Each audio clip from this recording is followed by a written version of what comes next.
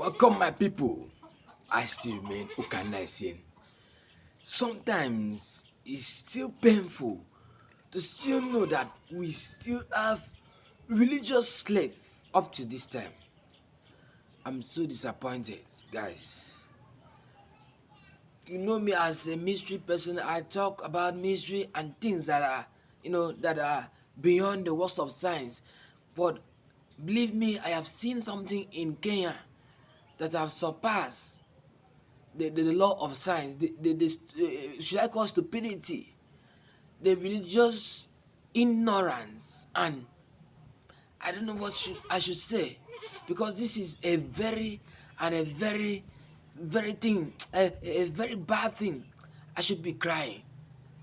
How can a pastor, how can a man of God lure his members to starve and die, and the members foolishly followed him? Where have you heard that when you fast and die that you see God? But people that God created with sense, having the sixth sense organ should be a qualification for you to be a human being. But these people, they had sixth sense organ, but it wasn't so. Sometimes you will say, why am I sounding like this? Don't worry. After watching this video, you will know what I'm saying. Just watch this video and see how humanity can be, how religions can make Africa to be. This thing just happened in Kenya. It's not far from us. And this thing has been going on in Nigeria. How can a man of God tell people to fast and die?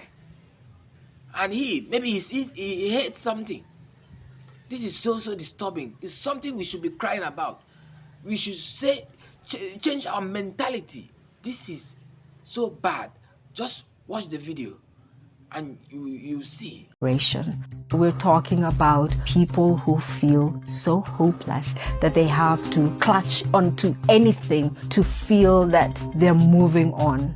I'm Catherine Soy, a correspondent with Al Jazeera, and between us, this is the most surreal story I have ever covered in Kenya.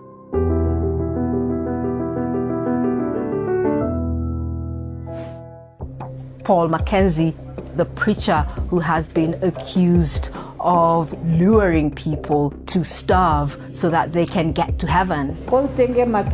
He was a cab driver in Malindi.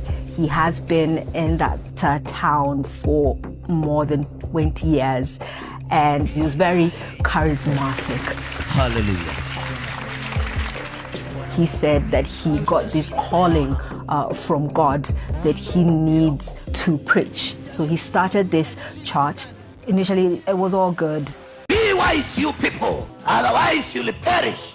But then he started preaching this very controversial doctrine, telling his congregants that the children should stop going to school. They had to stop vaccinating children. He had been arrested several times because of these teachings. He said that he wants to go to a more remote place so that he can farm. So a lot of the very staunch members of this church are the ones who went with him to Shakahola. They started becoming more and more recluse. That's when we are told that they started this extreme fasting. As the days went by, we saw these bodies piling up. So we traveled to Shakahola just to see what was going on. The feeling was so eerie. People were afraid. And the first thing I saw was this shallow graves. Already the grave diggers were exhuming the bodies. You could just smell death. I thought about, the adults, the people who were doing this extreme fast, just what was going through their mind, what was happening in their heart to feel the need to die.